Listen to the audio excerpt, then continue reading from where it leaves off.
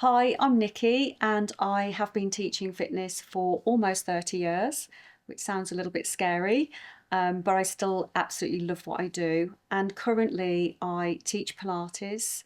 I also have personal training sessions in person, and I teach a small group of weight training for a small group of women.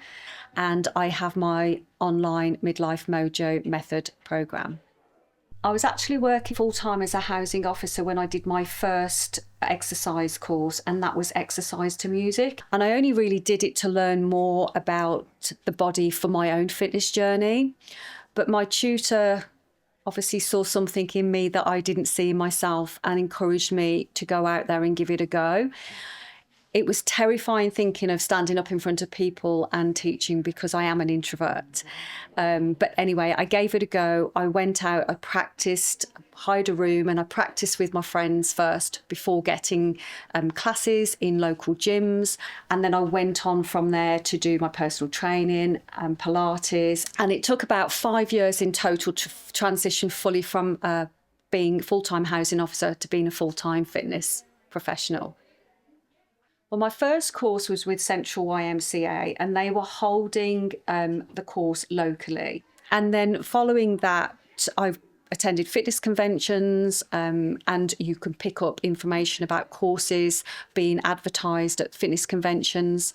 So that's a great place to find out. But also nowadays you can do this online. There's lots of places that do online courses as well as in person. I would suggest joining groups on Facebook where there's lots of personal trainers and fitness instructors, because they will give you some honest feedback on the courses that they may have done, and you can get a lot of information from fellow fitness instructors. It's a mix of everything.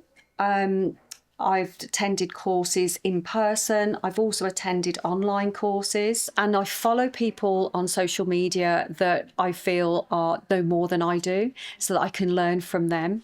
So definitely a mix of things. The hardest was definitely COVID. I had my studio at that time and we had to close, and then I had to change how I worked. So I went from teaching in-person classes and groups to actually having to teach online, which is very, very different. And my love for teaching fitness was being in a room full of people, getting the energy back from them. Also, the music as well was a huge part of it. And when I went online, I had to use different music, not original. And that really changed things as well. It was very difficult because I was still having to pay for the venue and pay rent and the bills and all of that. So I had to use some of my savings to keep it running. And it was heartbreaking, but I had to, when the lease ended, I had to give up the studio. I had to let it go. And that was a real heartbreaking time, because it had been a dream of mine to own my own studio, and I'd put my heart and soul into it. I'd had it for 10 years. But looking back, when I was running the studio, I did actually get burnt out 3 times, because I was teaching over 25 classes a week. I was still see my personal training clients.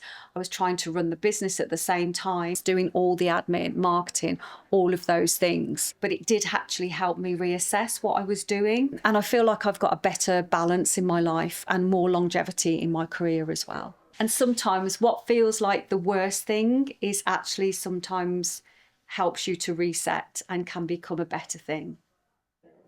I would say back yourself. You're far more capable than you think.